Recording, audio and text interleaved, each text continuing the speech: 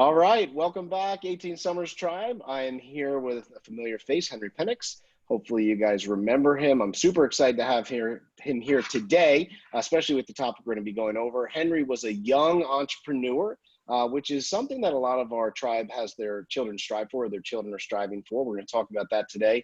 He built a tech company that was featured on Shark Tank, over 300 employees, now is business consultant to many big businesses.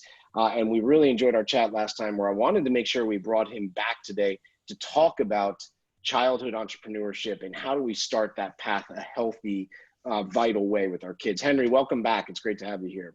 Thank you so much, Jim. It's always a pleasure to be on your show. It's very sparse that I get to actually have a conversation with a really super cool dude like you. Thank you. Ditto, ditto, ditto. Well, you have a history that I think is going to help our tribe, because a lot of people are wanting to see their children to go into entrepreneurship. And I think that you want to inspire that, not force that. And since you were such a natural entrepreneur, I'd love you to tell your story about getting into childhood entrepreneurship. Tell us the story. What was it? What did you do? And how did that kind of help you in your adult life, with the bigger 300 plus person employee company that you built, and kind of do's and don'ts of parents? I'd love to just sit here and listen, because I know this is intriguing to a lot of people. Yeah, no, I'd love to do that. As you know, I went from a point in my life where I couldn't afford $120 worth of wedding rings. I had to put them on a 12-month charge, all the way to retiring when I was 35 years old, right before my 36th birthday. And that ride was a ride that was instilled in me from an early childhood. I remember when I was probably 5, 6 years old, we were driving down a street in my hometown, and I asked my mom, I said, "Mom, what are those big dog statues next to those doors?" And she said, "Oh, honey, those are for the rich people." And so immediately in my mind, I drew a distinction between us and them.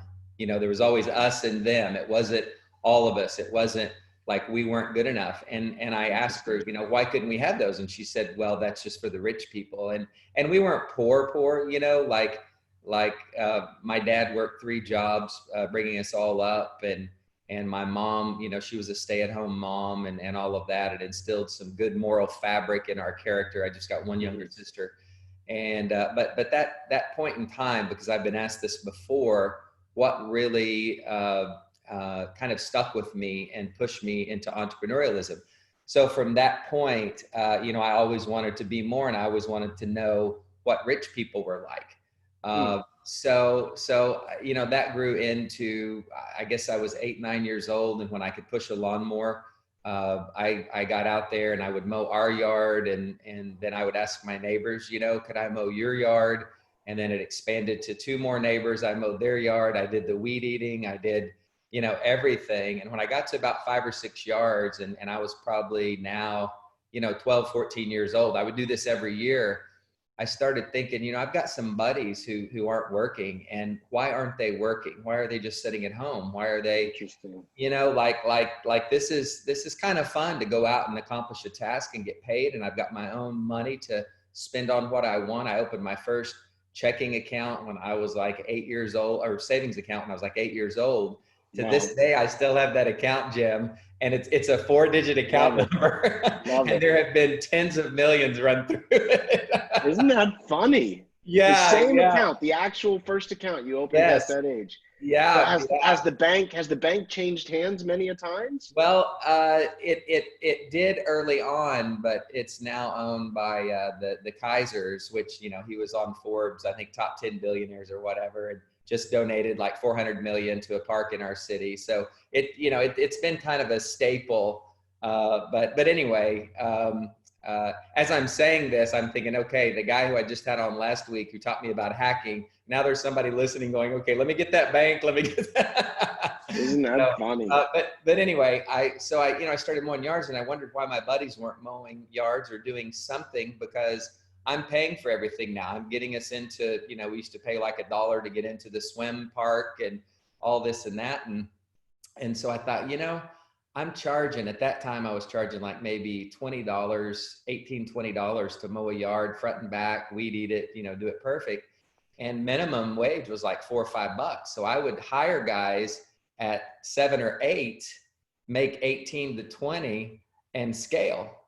Wow. So I had them out working. I was working.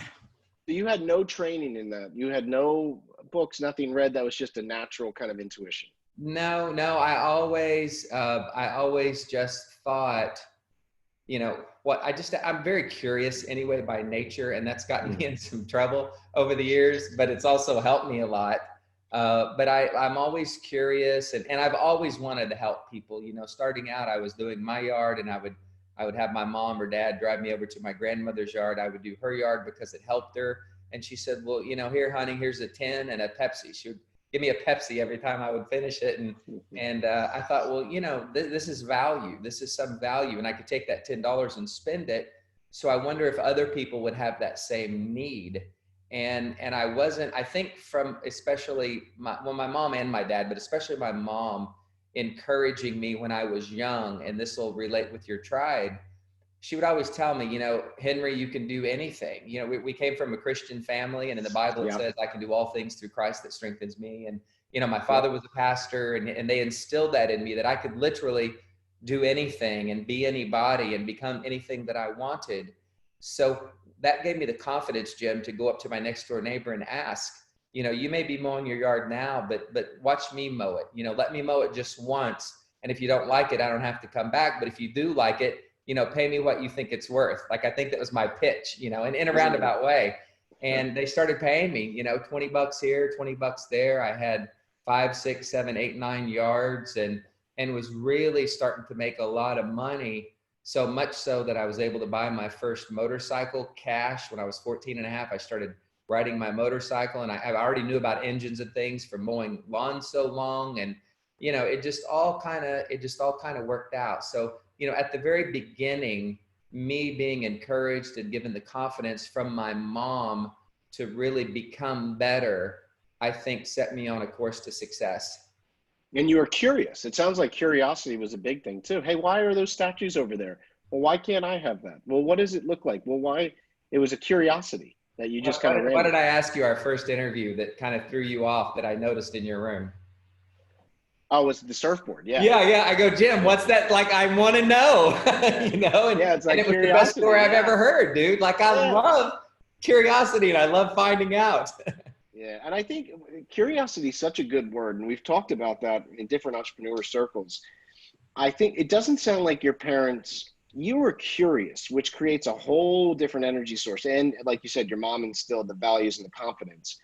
But curiosity is important. What I've seen, Henry, which I think you and I might have talked about, I've seen some parents try to force their kids into a corner of entrepreneurship. You need to do this. And it doesn't sound like that's what your parents did. It was kind of an open gate, and you decided which way to walk and which way to go. But I've seen a stifling of parents trying to say, you're going to build a YouTube channel. You're going to do this. You're going to, and it seems very forced. And do you think that would have served you back in the day if your parents said, you have to do a lawn business? Or would that have killed the curiosity? No, because out of my curiosity, I'm also a little rebellious. And if they would have told me to do that, I probably would have. My sister's exactly opposite of me. She wouldn't have done that, but I probably would have. And I think knowing what kind of kid you have, you know, like there's a difference between motivation and forcing somebody. So yeah, I was never forced to do anything specifically because I think they knew what kind of a guy I was. But I was motivated. How was I motivated? They said, well, we're not going to buy you a cycle, or we're not going to pay for this for you. But these are some ways you can make money, you know, and they really didn't even tell me the ways to make money. They just set up the environment where if I wanted it, I needed to pay for it. They made a long-term goal for me when I was very young that they would match dollar for dollar everything I saved for a new car. And I thought, okay, if I save 100, you're going to give me 200. Yes. If I save 1,000, you're going to give me 2,000. Yes. If I save 5,000, you're going to give me 5,000. I didn't think they actually thought I was going to save that much, but I saved enough to buy a brand new Smokey and the Bandit Trans Am on my 16th. I mean, dude, I like had lofty goals and you know, I love that. So the difference between motivation and you know, inspiration and forcing you are two different things. I think, and as you know, I speak at different conferences around the world, and I get a lot of this as well. And this is, again, I grew up as a pastor's kid, so I'm gonna Yeah. tell you a little Bible verse here. Sure. But it says in the Bible that, that if God gives us the desires of our heart, and that word desire comes from the Latin root word sire, and sire means of the Father. So when our Father, God, gives us that desire of our heart, he also gives us the things that we need to complete that desire. Now, that desire is for me. It's not for you. It's not for my parents. It's not for my friends. I tell people today, if you've got a desire in your heart and it just won't leave, it's not a whim. It's not because you saw a cool movie and you're copying it or whatever. But if you've got a real desire in your heart that won't leave, that's that thing put in you from probably the very beginning of your life, and you're equipped to do it. But it doesn't mean you need to share it with everybody, because everybody really doesn't understand it. So if I've got a desire to be a painter, and you're my dad, and you say, Henry, you need to be a football player because I was a football player. That's not my desire, and it's never going to work. I'm going to be a crappy football player, but a great painter. So I think recognizing that in the kids' lives, and knowing kind of how to lead them and guide them, and knowing that every kid is kind of born with certain desires in their heart. Like early on, every kid wants to be a policeman, a fireman, a doctor, a nurse, whatever, because it's just that whim. But as they get older and start becoming more special at different things than others, it's up to the parents to recognize that. And if little Johnny is athletic and he can catch a football with his eyes closed, then you probably ought to get behind him in athletics. If the other, Johnny number two, if they hate athletics and they love painting, or they can play a guitar by ear by picking it up, take those hints and don't try to cram them into what you think they should be just because maybe you did it. How many second generation business owners fail because their parents try to push that on? Well, I did it. It was successful for me, and you can do the same thing. Well, you could, but should you? So then you've got to come back and look at the kid's sort of background and say, what does he aspire to? What is he naturally gifted at? What would really benefit him? Put down your own ego and let the kid be what he wants to be. Yeah, and I think that you just hit the nail on the head of one of the things that I've seen, I think, within myself, within tons of families and parents we've worked with. Putting down your own ego is tough. And sometimes you don't even see it as ego. You see it as protection or wanting the best for them. But as we talk, it's a stifling. If you don't adhere to the clues, and they really do leave clues, don't they? I mean, there are clues that are clear as day. I'm sure you were leaving clues. I know I left clues.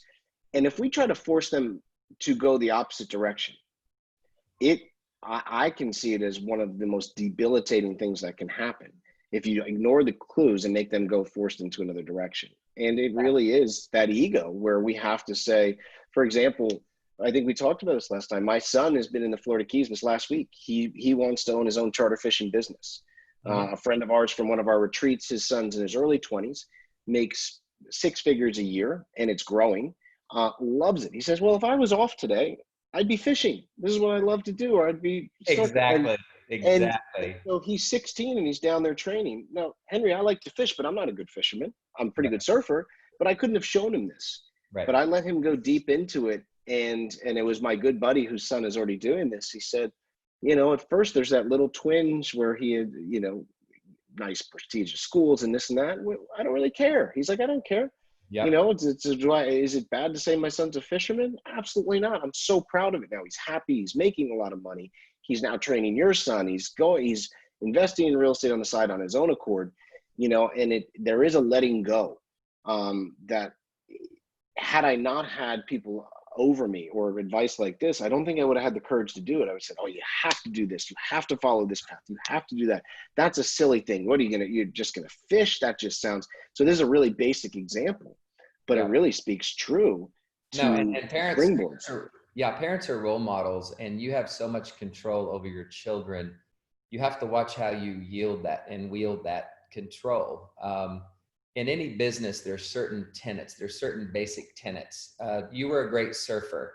and I'm just going to guess, but you probably enjoyed talking to other surfers. You got around other people who did what you like to do. You may have read books. You may have watched surf movies. You got into it. You may have wanted the best clothes or at least surfing clothes. You wanted your hairstyle like a surfer, you know, like everything about surfing just permeated from you. And my point is this: if your son wants to charter, you know, be a charter fishing person or run a charter fishing boat or whatever that is in the Keys, you don't have to ignore him, and you don't have to intimidate him or try to be sarcastic and say, what are you doing? You're never going to make it. You're never, you know, I'm a great surfer. Why wouldn't you want to surf? Why wouldn't you want to make money? You can do this, this, this, this. So, but what you can do, Jim, and what you should do, and I know you've already done this, this is just our example. What you can do and what you should do is teach him the tenets that you learned becoming a good surfer, only applied in his passion, which is fishing. So, hey man, who do you know? Just like you said, he's got a buddy down there. Who do you know that's successful in that? Read books on it. What would you, just what you said, what would you be doing on your day off? I'd be fishing. Well, dude, I know that's your passion. And since that's your passion, I'm behind you 1,000%, because I know you're going to flourish above and beyond anything that I could ever imagine doing. And unless you become greater than me, then I've failed. You know, like give him that, just go. But you see what I'm saying? You can take what you do to become a great surfer, apply it to his desire, and encourage him and not put him down just because you may not understand it. Exactly. Yeah, staying that openness has been key. And I'll tell you, what you just said gives me more inspiration to keep going the direction we are. Like, as I think I told you, you know, I have a real estate investment company. I have had that for over 20 years, done a lot of properties. So the classic buying a house, renovating and selling it, he's watched me do that tons of times. Now, I've always said, Henry, I don't care if any of you guys go into this business. I don't want you in it. I don't need you in it. I'll show you the things you can follow along, but there has been absolutely zero pressure to ever enter or do that. I said, I'll teach you it if you want to learn about it. And he started to come. Well, just a few months ago, I won't tell the whole story now for saving of time, but he got a boat from his buddy for $200. He put 300 into it and he sold it for 1,800.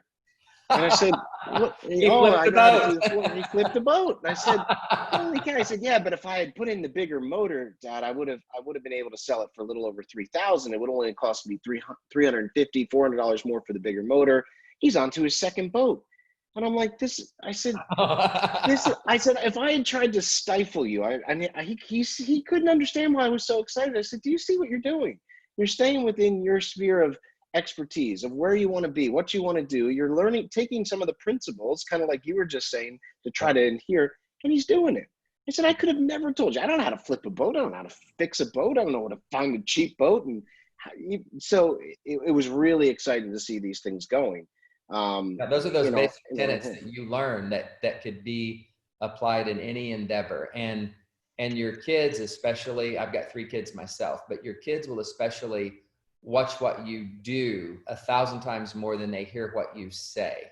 Yeah. Oh yeah. So if you're out doing that, Jim, and you're flipping houses and they're seeing you be successful, that's what sticks. It's not as much as what you say, but as what you do. If you're encouraging them, if you're, you know, bringing them along, I would always have my kids in my technology company. You know, we wound up taking that all around the world. We were in Apple stores, Best Buy stores. We had over 1 billion media impressions. I mean, just won the CES Best of Innovation Awards against Samsung, Sony, Hitachi, all these companies. And in that company, I had my son, who's very, very intelligent. And I would put him in different groups where he could excel. He did great at computers when he was small. Now listen to this. When he was small, when he wanted a computer, I didn't buy him the computer. I bought him the parts for a computer. And I said, let's put it together. Oh, I love it. Computer, here's the hard drive, here's the power source here. And I wasn't that technologically gifted, but remember, I'm curious. So I thought we could put this together. We can bring this in. We can get this done. I would take him on hikes, Jim. There's a little park here that is a mountain, really cool mountain, small mountain range. In Tulsa, there's hardly no mountains, but small little mountain. We would hike in there, 20 minutes or so, and I would stop. And I said, Zach, now you lead us out. And he goes, Dad, I'm not for sure of the direction. I said, it's okay. I'm following you. And a couple times he would cry. I mean, not bad. He would just get kind of upset, and I'm not for sure. I said, dude, you can make it. I know you can get us out of here. And he would lead us out, and we would find the path. So I taught him early on how to get out of those things with me there behind him as support. I taught him how when he wants something, he could put it together, and I got him involved in technology because I could see the future going, to more technology. But I wanted him to know how the guts of it, how to put it together. He went from there to fixing people's computer problems that technicians that had already graduated college couldn't fix. And he's 12, 13. I mean, crazy stuff. So in my technology company, now he's 18, 19, 20, and he's over a part of, that. One of his last deals at the technology company was pitched this huge thing we came up with to Verizon. And he flew down with one of my top sales guys, and they pitched it. So he, awesome. But listen, I don't like nepotism, so I wouldn't have promoted him unless he really had what it took to get the job done. But I wasn't afraid to give him the opportunity to fail. Never be afraid to give your kid the opportunity to fail, and they will fail. Advice. I've failed 40 times, but I've got up 41 times. Yep. And that 41st time is where I killed it. So don't be afraid to let your kids fail. Support them when they're young. Give them little lessons, take them on little things where they can figure out things, where it brings their curiosity. Take them on hikes, let them lead you out, let them put together things instead of just, the only guy who's ever been my mentor, and I'll shut up and let you talk. I want to hear this. A guy named Paul J. Meyer. When he died, he had over $3 billion in the bank, international company.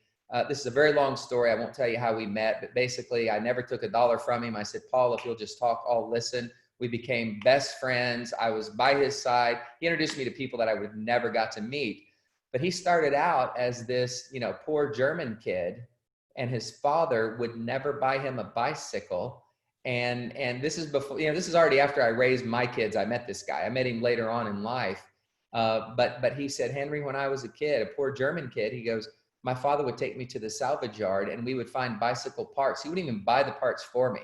We would go find salvage parts and he would make me put together my own bicycles. And I started putting them together. I started liking it. And then I started riding them. And then kids asked me where I got that bike, and I started selling them. He took that into a motivational course.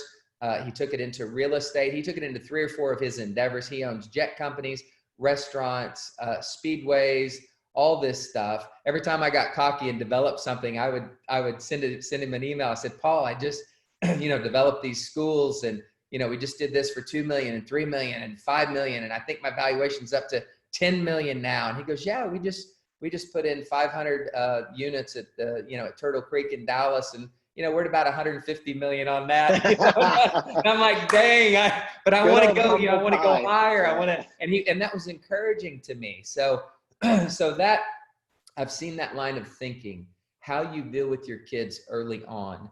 Never spoil them. A few years ago, I moved into a 10,000 square foot house. It was my dream home, a jogging track around it, a fish pond in the back.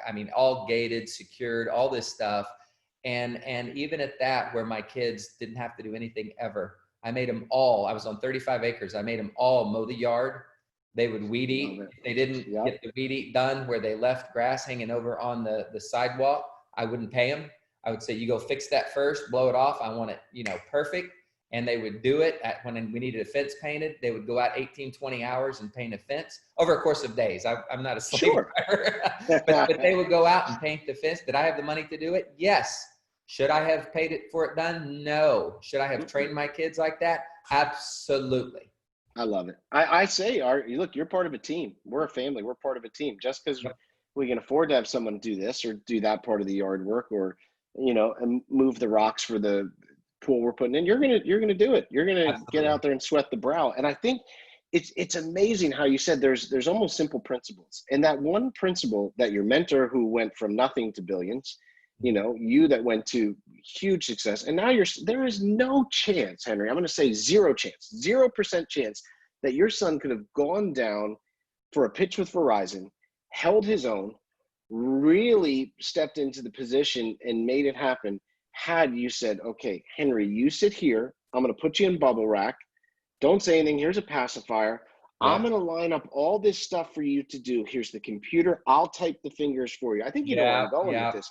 You allowed him to be messy. You Yep. allowed him to find his own direction, have to take initiatives, and to have little failures to figure things out. And it's just such a simple principle, but Yep. it's not always practiced, at least from what I've seen. I don't know Well, about what again, you've it seen. takes putting down your ego as a parent. When you had your kids, it didn't come with an instruction manual, so you don't know everything. Knowing that you don't know everything is a start, but giving them support and those little words of encouragement. Yeah.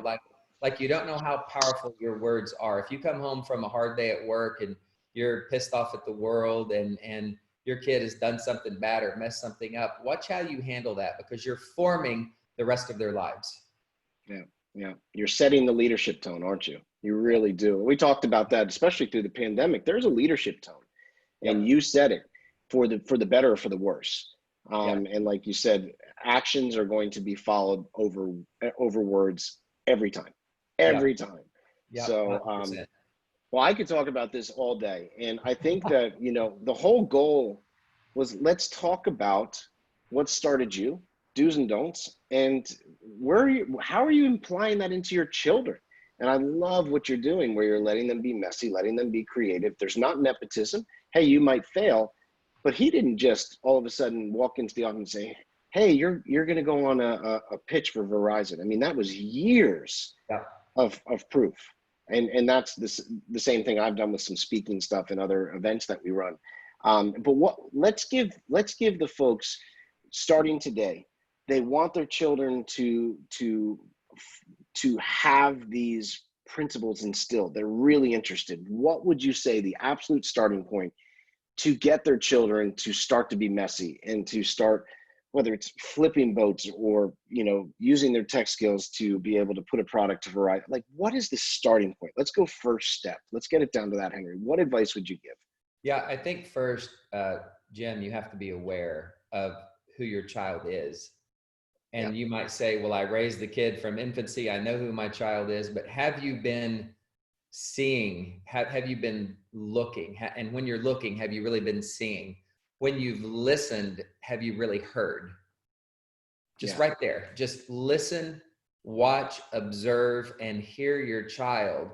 Figure out what they're great at, what they enjoy, what their passions are, what their tendencies are.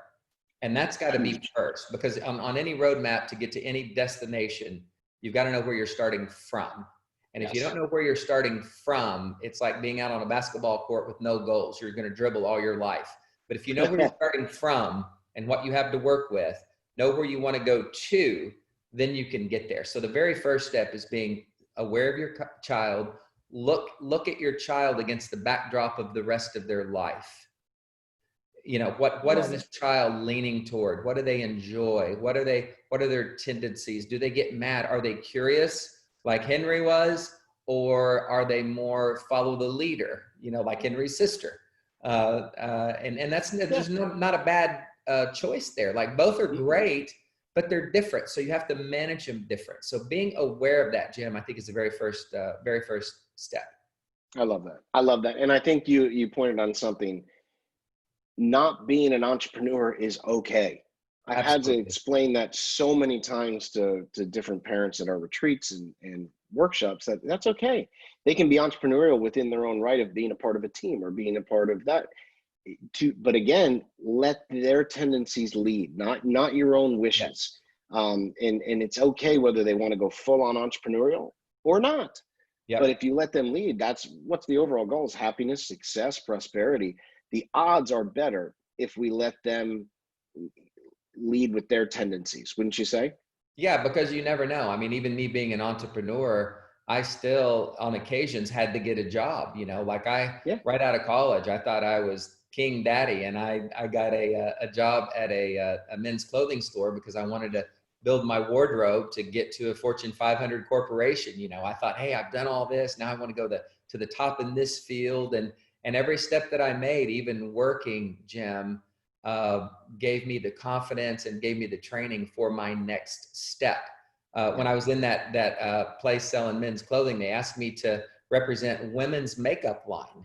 women's makeup line. Me, I'm out of You college. didn't know I'm an much about it. athlete.